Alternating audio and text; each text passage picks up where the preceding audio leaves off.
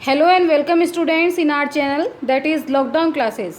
Lockdown classes इसलिए है बेटा क्योंकि ये लॉकडाउन में ही आपका चैनल स्टार्ट हुआ है आपको टाइमली स्टडी मटेरियल प्रोवाइड करने के लिए।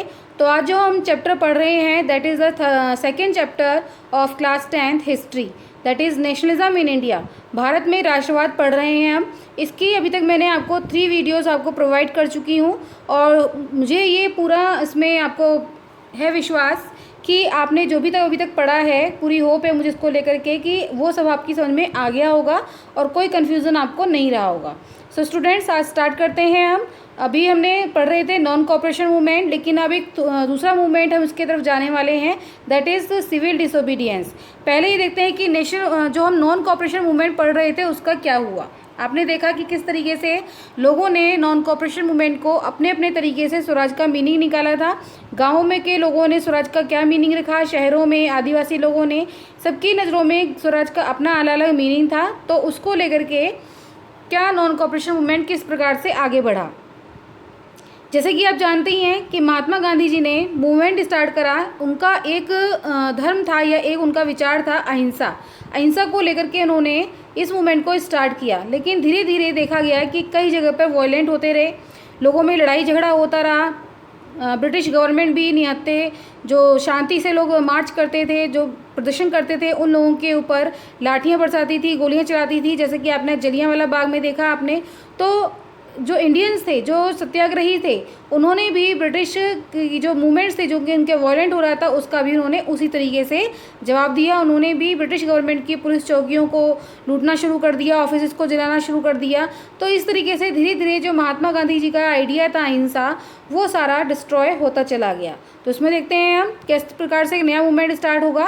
तो टुवर्ड्स सिविल डिसोबीडियंस मूवमेंट, उसकी तरफ हम बढ़ेंगे, लेकिन उससे पहले देखते हैं In February 1922, Mahatma Gandhi decided to withdraw the non-cooperation movement. He felt the movement was turning violent in many places and Satyagrahis needed to be properly trained before they would be ready for mass struggles. 1922 फरवरी में महात्मा गांधी जी ने कहा कि non cooperation movement अब withdraw कर लेते हैं। उन्होंने निश्चय किया कि नॉन कॉपरेशन मूवमेंट अब इसके पर ही ख़त्म कर देते हैं, बंद कर देते हैं, क्योंकि उनको ये एहसास हो रहा था कि सत्याग्रही जो भी इस मूवमेंट में पार्टिसिपेट करेंगे वो वॉयलेंट होते जा रहे हैं और मूवमेंट स्टार्ट करने से पहले उनको पूरी तरीके से ऐसा ट्रेंड किया जाए ताकि वो शांतिपूर्ण तरीके से मूवमेंट को चला सकें। क्योंकि महात्मा गांधी जो थे अहिंसा प्रिय थे, तो उन्होंने कहा कि इतने लोग मारे जा रहे हैं, इससे बढ़िया ये है कि मूवमेंट को बंद कर देते हैं और अगली बार जब मूवमेंट स्टार्ट करेंगे तो लोगों को पूरी तरीके से समझा देंगे कि किस प्रकार से अहिंसा को ध्यान में रख करके मूवमेंट स्टार्ट करना है। इस प्रकार से within the Congress some leaders were now try to mass struggle and wanted to participate in elections to the provincial councils that had been set up by Government of India Act of 1919। Government of India act 1919 के द्वारा प्रोविडेंशियल councils के election कराने थे, लेकिन कुछ कांग्रेस के leaders जो थे उन्होंने कहा कि हम स्ट्रगल करेंगे, हम इस इलेक्शंस में पार्टिसिपेट नहीं करेंगे। They felt that it was important to oppose British policies within the councils, argue for reform and also demonstrate that these councils were not truly democratic.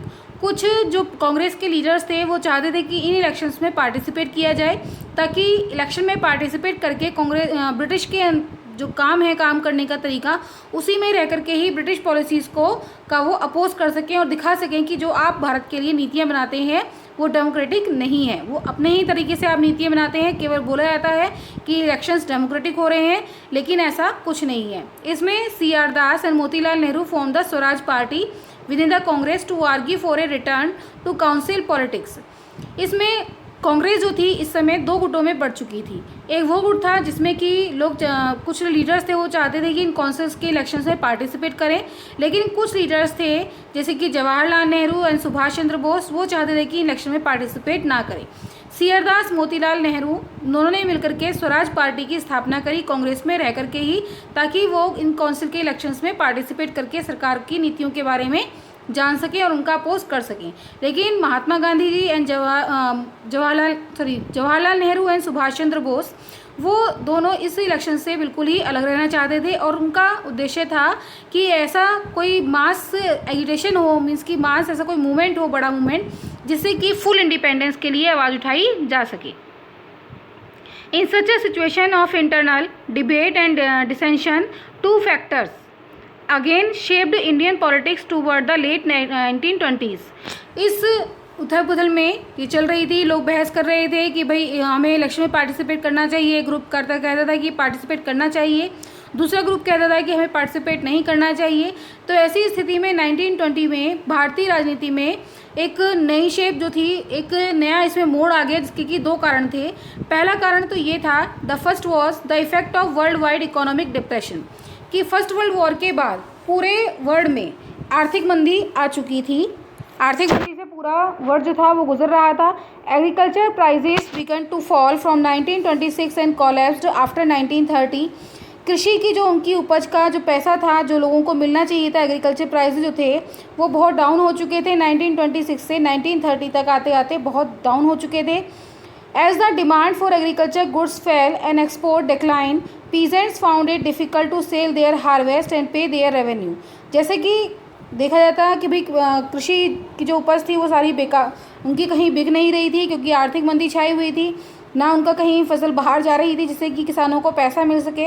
ऐसे में किसानों को अपना रेवेन्यू देना बहुत ज़्यादा मुश्किल लग रहा था कि जब उनके पास पैसा नहीं है तो वो ब्रिटिश गवर्नमेंट को टैक्स कैसे पे करेंगे। बाय 1930 में the country side wall in turmoil, country side में, गाँवों के इलाकों में 1930 में बहुत ज़्यादा परेशानी का समय इस समय आ रहा था। Against this background, the new Tory government in Britain constituted a statutory commission under Sir John Simon. इसी स्थिति में, इसी समय में ब्रिटेन में टॉरी गवर्नमेंट ने एक अपना कमीशन भेजा सर जॉन साइमन के लीडरशिप में। Set up in response to the nationalist movement, the commission was to look into the functioning of the constitutional system in India and suggest change. इस system को, इस constitution को, या इस जो उन्होंने अपना कमीशन भेजा उसको भारत में भेजने का जो एम था वो ये था कि वो भारत में आकर के ये कमीशन ये देखेगा कि किस तरीके से जो यहाँ संवैधानिक परिवर्तन किए जा रहे हैं वो सही चल रहे हैं या नहीं, और उनके बारे में कुछ सुझाव भी वो कमीशन देगा। The problem was that the commission did not have a single Indian member. They were all British. इस कमीशन की प्रॉब्लम ये थी, इस कमीशन की एक समस्या ये थी कि ये कमीशन जो भारत में आ रहा था, सर जॉन साइमन के लीडरशिप में ये जो कमीशन भारत में आ रहा था देखने के लिए कि भारत में किस प्रकार से शासन व्यवस्था चल रही है और उसके बारे में क्या क्या नए नए परिवर्तन किए जा सकते हैं, वो सब देखने के लिए जो कमीशन भारत आ रहा था, तो उसमें एक भी इंडियन मेंबर नहीं था। अब जब इंडिया के बारे में बात हो रही है कि इंडिया में किस प्रकार से शासन चलाया जाएगा, तो अगर इंडियन लोग उसके बारे में ज़्यादा अच्छी तरह से जानते हैं और अगर उनको ही शामिल नहीं किया जाएगा तो सारे जो भी डिसीजंस होंगे वो ब्रिटिश गवर्नमेंट के ही फेवर के होंगे। इसीलिए इस कमीशन का जब भारत में ही आया तो बहुत इसका विरोध किया गया। When the Simon commission arrived in India 1928, underline कर लीजिएगा इसको, कि साइमन कमीशन भारत में कब आया। जब साइमन कमीशन भारत में आया, ये आया 1928 में, और किसकी लीडरशिप में आया ये? सर जॉन साइमन की लीडरशिप में ये भारत में आया।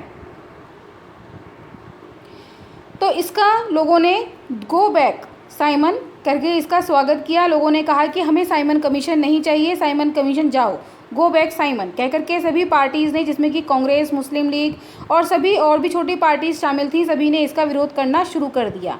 इन an efforts to win them over the viceroy Lord Irwin announced in October 1929 a wargue offer of Dominion state for India in an unspecified future and a round table conference to discuss a future constitution। अब ये देखा उस समय viceroy कौन थे India के? Lord Irwin. कौन थे उस समय वायसराय? इसको भी अंडरलाइन कर लीजिए कि उस समय ये देखा गया कि भाई इसका विरोध बहुत ज़्यादा हो रहा है, तो लॉर्ड इरविन ने 1929 अक्टूबर में ये बोला कि भारत को एक डोमिनियन स्टेटस का दर्जा दिया जाएगा। डोमिनियन स्टेट का मीन्स कि वो अपना शासन खुद चला सकते हैं, इस प्रकार की स्टेट का दर्जा दिया जाएगा। लेकिन ये कब दिया जाएगा इसका कोई निश्चित नहीं था। उन्होंने कहा कि अगर इसके बारे में बातचीत करी जाएगी तो वो एक राउंड टेबल डिस्कशन होगा जिसके बारे में इसमें विचार किया जाएगा, लेकिन भारत के भविष्य के बारे में। लेकिन ऐसा उनकी नीतियों से कहीं पर भी साफ जाहिर नहीं हो रहा था। सबको जो मैं अंडरलाइन करा रही हूँ बेटा, इसको अंडरलाइन करते जाइएगा, ठीक है। तो इसका जो कांग्रेस लीडर्स थे सभी ने इसका विरोध करना शुरू कर दिया। This did not satisfy the Congress leaders. इससे कांग्रेस लीडर्स जो थे इरविन के इस बात से समझौते से राजी नहीं हुए। The radicals with in the Congress led by Jawaharlal Nehru and Subhash Chandra Bose become more assertive. इसमें जवाहरलाल नेहरू, सुभाष चंद्र बोस, इस तरह के जो लीडर्स थे वो इसके बारे में बातें करने लगे। The liberal and moderates who were proposing a constitutional system with in the framework of British dominion gradually lost their influence. इस प्रकार से जो लिबरल्स लोग थे, जैसे कि आपने देखा कि इसमें लिबरल्स थे हमारे सी आर दास, मोतीलाल नेहरू, ये लोग जो थे लिबरल्स थे, उनका भी वो भी ब्रिटिश डोमिनियन से इनका भी ये भी अपना प्रभाव खोते जा रहे थे। मीन्स कि इनको भी सरकार की नीति पर विश्वास नहीं हो रहा था। In December 1929 under the presidency of Jawaharlal Nehru the Lahore Congress formalize the demand of Purna Swaraj. ये बेटा आपका मैप में भी क्वेश्चन आता है कि कहाँ पर ये पूर्ण स्वराज की डिमांड करी गई थी, लेकिन इस बार ये सिलेबस में से हमारा हटा दिया गया था क्योंकि ये सेशन हुआ है हमारा लाहौर में, और Lahore is now the part of Pakistan, तो इसीलिए ये हटा दिया गया था। लेकिन इससे जुड़ी हुई जो कहानी है वो मैं आपको अभी बताती हूँ। पहले ये आप इतना अंडरलाइन कर लीजिए, ओके। तो इसमें इन दिसंबर 1929 में under the presidency of Jawaharlal Nehru the Lahore Congress formalize the demand of Purna Swaraj full independence for India. 1929 के लाहौर कांग्रेस के अधिवेशन में, कांग्रेस का अधिवेशन हुआ, सभा हुई जिसमें कांग्रेस के सारे लीडर शामिल थे। उन्होंने कहा कि अब हमें भारत में पूर्ण स्वराज चाहिए, फुल इंडिपेंडेंस चाहिए, हमें कोई एक छोटा सा अधिकारिक क्षेत्र नहीं चाहिए, पूरे देश को आज़ाद चाहिए। It was declared that 26 January 1930 would be celebrated as the independence day when people were to take a pledge to struggle for complete independence. उन्होंने कहा कि अब घोषणा कर दी कि 26 जनवरी 1930 को हम अपना इंडिपेंडेंस डे मनाएंगे, और इसी समय सभी लोग भारत के लिए कंप्लीट इंडिपेंडेंस के लिए एक शपथ भी लेंगे। इसीलिए इसको आप ध्यान रखिए कि भारत में 26 जनवरी को ही हम अपना गणतंत्र दिवस क्यों मनाते हैं। वो इसलिए मनाते हैं कि लाहौर के सेशन में दिसंबर 1929 का जो लाहौर का सेशन हुआ था, उसमें ये घोषित कर दिया गया था कि 26 जनवरी 1930 को हम अपना इंडिपेंडेंस डे मनाएंगे। लेकिन भारत कब आज़ाद हुआ? 15 अगस्त 1947 को। तो इसीलिए हमने उस दिन तो नहीं मनाया, लेकिन 26 जनवरी को हमेशा याद रखने के लिए हमने 26 जनवरी को अपना गणतंत्र दिवस मनाना निश्चित किया। ओके स्टूडेंट्स, तो इसलिए उन्होंने घोषणा कर दी कि इस दिन हम अपना स्वतंत्रता दिवस मनाएंगे और सभी लोग भारत की आज़ादी के लिए शपथ लेंगे। But the celebration attracted very little attention. लेकिन इस जो ये घोषणा हुई थी, इस सेलिब्रेशन को इस पर बहुत ही कम लोगों ने ध्यान दिया। So Mahatma Gandhi had to find a way to relate this abstract idea of freedom to more concrete issues of everyday life. इसलिए महात्मा गांधी ने कहा कि भाई इस आइडिया को, इस विचार को, इस आज़ादी के विचार को सभी से जोड़ना चाहिए, सभी लोग इस पर ध्यान दें। तो ऐसी कोई एक बात होनी चाहिए जिससे कि जो लोगों के आम जीवन से जुड़ी हुई हो, जिसको कि हम ध्यान में रख करके एक नया आंदोलन शुरू कर सकें। तो एक नया आंदोलन शुरू होने जा रहा था, दैट इज़ द सॉल्ट मार्च। अब हम सॉल्ट मार्च के बारे में पढ़ने आ रहे हैं बेटा। The salt march and the civil disobedience movement, उसके बारे में पढ़ने आ रहे हैं, जो कि है हमारा सविनय अवज्ञा आंदोलन और salt march. Mahatma Gandhi found in salt a powerful symbol that could unite a nation. Mahatma Gandhi ने देखा कि नमक एक ऐसी चीज़ है जिसकी बातें करके, जिसके बारे में बता करके लोगों को, हम सभी देश के लोगों को इकट्ठा कर सकते हैं, क्योंकि सभी लोग नमक का यूज़ करते हैं। On 31 January 1930 he sent a letter to viceroy Irwin. इसको आप अंडरलाइन कर लीजिए। उन्होंने 1930 को, ऑन 31 जनवरी 1930 को उन्होंने वायसराय इरविन को एक लेटर भेजा जिसमें कि उन्होंने 11 डिमांड्स रखी।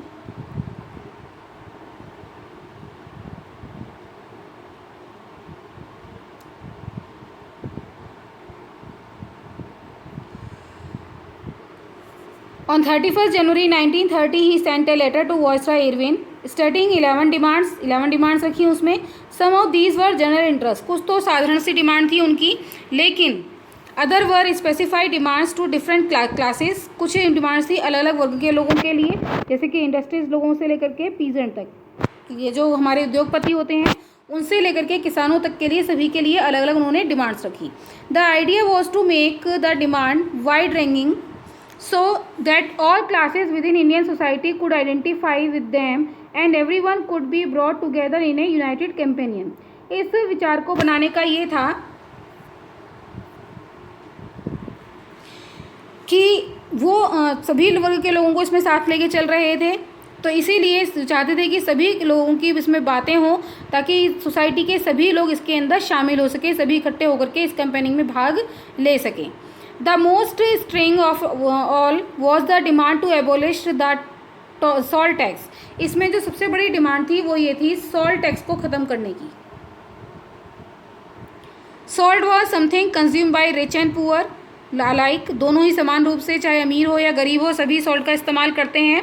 And it was one of the most essential item for food। The tax on salt and the government monopoly over its production, Mahatma Gandhi declared revealed the most oppressive phase of British rule। महात्मा गांधी ने कहा कि भाई salt जो है अमीर और गरीब सभी लोग इस्तेमाल करते हैं और सरकार को इस पर एकाधिकार नहीं होना चाहिए। भारत का ही पानी से नमक बनाया जाता है, तो सरकार इस पर अपना अधिकार नहीं जमा सकती है। तो इसीलिए सरकार, और ये दिखाती ये नमक के ऊपर सरकार का अधिकार होना, वो ब्रिटिश रूल ब्रिटिश रूल किस तरीके से भारतीय नमक के ऊपर भी अपना अधिकार रखना चाहते हैं, तो उसके बारे में ये भारतीय लोगों को बताना चाहते थे ताकि सभी लोग इकट्ठे होकर के इस मूवमेंट में पार्टिसिपेट कर सके। महात्मा गांधी इस letter was in a way an ultimatum, Mahatma Gandhi का जो ये लेटर था एक अल्टीमेटम के रूप में था।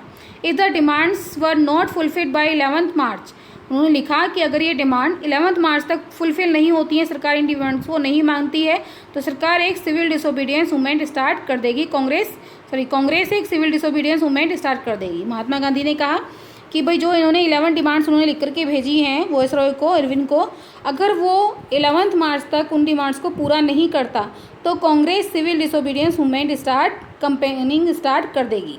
Irwin was unwilling to negotiate, Irwin ने उनकी डिमांड को नहीं माना। So Mahatma Gandhi started his famous salt march campaigned by 78 of his trusted volunteers. तो इसीलिए महात्मा गांधी जी ने 11 मार्च को अपनी 78 ट्रस्टेड वॉलंटियर्स साथ में अपने अनुयायियों को लेकर के सॉल्ट मार्च उन्होंने स्टार्ट कर दिया। The march was over 240 miles, march जो था वो पूरा रास्ता जो था उसमें 240 माइल्स का था जो कवर करना था। That is from Gandhi ji ashram in Sabarmati to Gujarati coastal town of Dandi. ये चलना था उनका गांधी जी के आश्रम साबरमती से गुजरात में जो उनका कोस्टल टाउन था दांडी तक, वहाँ तक उनको चलना था। वॉलंटियर्स जो भी उनके साथ में लोग थे उन सभी लोगों ने 24 दिन तक लगातार इनके साथ में चले। वो एक दिन में लगभग 10 मील तक का एरिया कवर करते थे। 1000 came to hear Mahatma Gandhi wherever he stopped, जहाँ पर भी महात्मा गांधी रुकते थे अपना आराम करने के लिए थोड़ा बहुत, तो हज़ारों लोग की संख्या में लोग उनको सुनने के लिए आ जाते थे। क्योंकि महात्मा जैसे कि नाम से ही संबोधित हो रहा है कि लोग उनको महात्मा बोलते थे, महान आत्मा की एक बहुत अच्छा व्यक्ति जानते थे कि सभी लोग महात्मा गांधी के एक बुलावे पर ही पूरा देश इकट्ठा हो जाता था। तो इसीलिए जहाँ पर भी महात्मा गांधी रुका करते थे थोड़ी देर के लिए, वहाँ पर हज़ारों की संख्या में लोग उनकी बातों को सुनने के लिए आ जाते थे। And he told them what he mean by Swaraj and urge them to peacefully defy the British. लोगों से स्वराज का मीनिंग समझाते थे और कहते थे कि किस प्रकार से हम आराम से शांतिपूर्ण तरीके से अंग्रेज़ों को हरा देंगे। On 6 April reach Dandi, Mahatma Gandhi 6 अप्रैल को दांडी पहुँचे and ceremonially violated the law manufacturing salt by boiling sea water. Dandi पहुँच करके महात्मा गांधी जी ने सी वाटर से, वहाँ का जो सी वाटर था उससे उसको उबालकर उन्होंने अंग्रेज़ों के द्वारा बनाया हुआ नमक कानून को तोड़ा और वहाँ पर नमक बनाया। This mark the beginning of civil disobedience movement, ये शुरुआत थी सिविल डिसोबीडियंस मूवमेंट की। How was movement different from non cooperation movement, बहुत बार क्वेश्चन आता है कि how civil disobedience movement was different from non cooperation movement. People were now asked not only to refuse cooperation. देखिए, non cooperation movement जो था इसके अंदर लोगों ने कोऑपरेशन करने से मना कर दिया था। ठीक है, आपने पढ़ा कि हम ब्रिटिश गवर्नमेंट का कोऑपरेशन नहीं करेंगे, कि महात्मा गांधी ने कहा था कि ब्रिटिश गवर्नमेंट इसीलिए यहाँ पर रह रही है क्योंकि हम लोग इंडियन उसका कोऑपरेशन करते हैं। अगर हम उनका कोऑपरेशन करना बंद कर देंगे तो गवर्नमेंट अपने आप ही ख़त्म हो जाएगी। तो इसलिए हमने नॉन कोऑपरेशन मूवमेंट में उनका कोऑपरेशन करना बंद करा था। लेकिन अब बात थी सिविल डिसोबीडियंस की मूवमेंट की।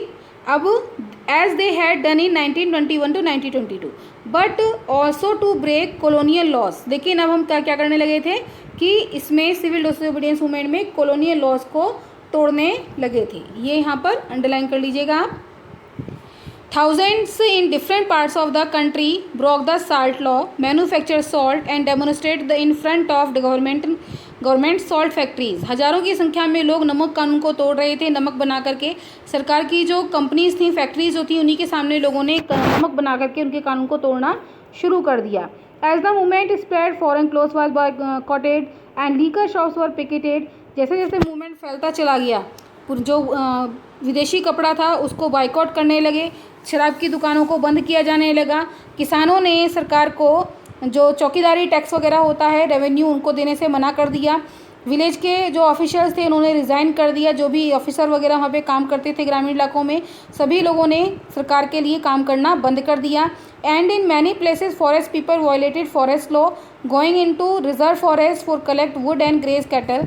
और कई सारे ग्रामीण इलाकों में जो फॉरेस्ट के इलाके थे वहाँ पर आदिवासी लोगों ने उन जंगलों में जाना शुरू कर दिया जहाँ पर कि उनको पहले बैन कर दिया गया था। वहाँ पर खुद जाने लगे, वुड कलेक्ट करने लगे और अपने पशुओं को भी वहाँ पर चराने लगे। तो इस तरह से आपने देखा कि किस तरीके से सिविल डिसोबीडियंस मूवमेंट फैलता जा रहा था। Worried by the development, the colonial government began arresting the Congress leaders one by one। अब मूवमेंट फैल रहा था, सभी भारत के लोग जो थे, इंडियंस, इसके अंदर सभी लोग शामिल हो रहे थे। अमीर गरीब नॉन कोऑपरेशन मूवमेंट की तरीके से सभी लोग इसके अंदर शामिल हो रहे थे। अब सभी लोग शामिल हो रहे थे तो अंग्रेज़ी सरकार को इससे बहुत ज़्यादा डर लगने लगा कि दोबारा से कि भाई ऐसा ही होगा तो हम लोगों को जल्दी इंडिया को छोड़ के जाना पड़ेगा। तो इसलिए इनको रिप्रेस करने के लिए, इनको दबाने के लिए, मूवमेंट को दबाने के लिए ब्रिटिश गवर्नमेंट ने एक एक करके कांग्रेस के लीडर्स को अरेस्ट करना शुरू कर दिया। This led to violent clashes in many places. इस तरीके से सत्याग्रहियों और ब्रिटिश गवर्नमेंट के सैनिकों के बीच में कई जगह पर बहुत ज़्यादा लड़ाई झगड़े होने लगे। लेकिन जब Abdul Ghaffar Khan, a devoted disciple of Mahatma Gandhi, was arrested in April 1930, angry crowd demonstrated in streets of Peshawar facing armed cars and police firing। लेकिन जब महात्मा गांधी के मुख्य सहयोगी जो उनके डिवोट थे, उनके साथ में चलने वाले उनके अनुयायी अब्दुल गफ्फार खान को अरेस्ट किया गया अप्रैल 1930 में, तो गुस्साई भीड़ ने अंग्रेज़ों के खिलाफ भी विरोध करना शुरू कर दिया। उन्होंने पुलिस पर फायरिंग करना शुरू कर दिया, उनकी कार्स पर, उनके आर्म्स को से लड़ाई झगड़ा शुरू कर दिया पेशावर में। मैनी वर किल्ड, इसमें बहुत सारे लोग मारे गए।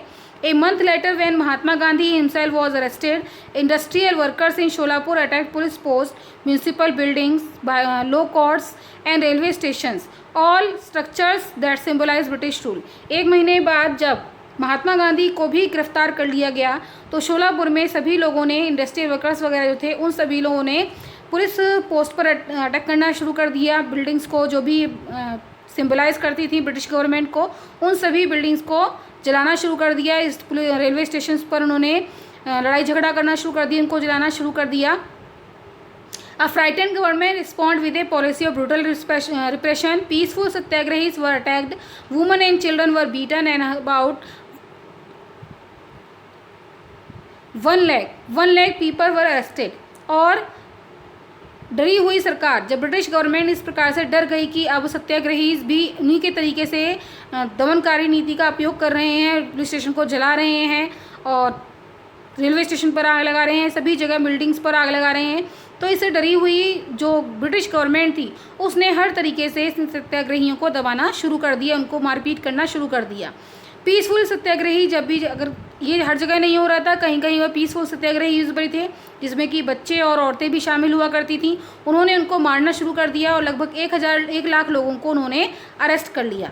इन सच ए सिचुएशन, ये सब जब सिचुएशन बढ़ रही थी कि लड़ाई झगड़े हो रहे थे, परेशानियां हो रही थी, लोगों को मारा जा रहा था, in such a situation Mahatma Gandhi once again decide to call off the movement and entered into a pact with Irwin on 5 March 1931। पहला गोलमेज सम्मेलन जो कि राउंड टेबल कॉन्फ्रेंस जिसके लिए महात्मा गांधी जी ने मना कर दिया था पहले जाने के लिए, उसी पर जब ये सिचुएशन महात्मा गांधी जी ने देखा कि भाई ये सारी में बहुत ज़्यादा सिचुएशन ख़राब हो रही है, तो महात्मा गांधी जी ने दोबारा से मूवमेंट को बंद करने के लिए कह दिया और इरविन के साथ 5 मार्च 1931, अंडरलाइन कर लीजिए इस वर्ड को, इस लाइन को, सॉरी, ये था Gandhi Irwin pact. Gandhi Irwin pact के बारे में पढ़ेंगे आप कि महात्मा गांधी जी ने सिविल डिसोबीडियंस मूवमेंट को 5 मार्च 1931 को बंद कर दिया और इरविन के साथ में एक पैक्ट साइन किया, समझौता साइन किया, जिसको बोला जाता है Gandhi Irwin pact. Gandhi ji consented to participate in round table conference, जिसको कि उन्होंने पहले जाने से मना कर दिया था। इसमें गांधी जी ने कहा कि ठीक है हम राउंड टेबल कॉन्फ्रेंस में पार्टिसिपेट करेंगे इन लंदन में, जो कि लंदन में होना था ये। एंड इसके बदले में सरकार ने कहा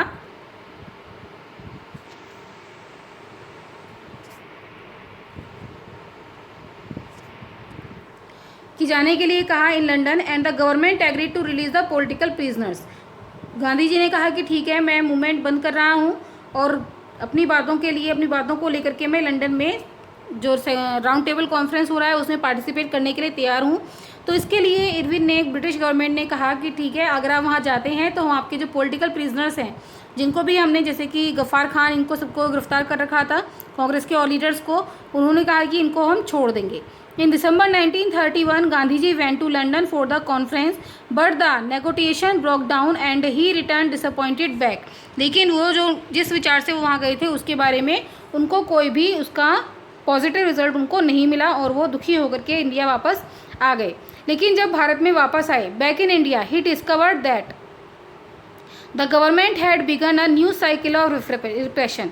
उन्होंने देखा कि सरकार ने उनसे वादा किया था कि वो जो पॉलिटिकल प्रिजनर्स हैं उनको छोड़ देंगे, लेकिन ऐसा कुछ नहीं हुआ सरकार ने, बल्कि गफ्फार खान, जवाहरलाल नेहरू, इन दोनों को इकट्ठा उन दोनों को जेल में डाल दिया गया और कांग्रेस को बोल दिया गया कि ये इलीगल है, इसकी सभाएं जहाँ भी होंगी, जो भी मीटिंग्स होंगी, जो भी पार्टिसिपेट करेंगे वो इन सबको गिरफ्तार कर लिया जाएगा। बहुत मतलब ब्रूटल तरीके से उन्होंने मूवमेंट को दबाने की कोशिश कर दी। एक नई तरीके से उन्होंने कांग्रेस को इलीगल घोषित कर दिया।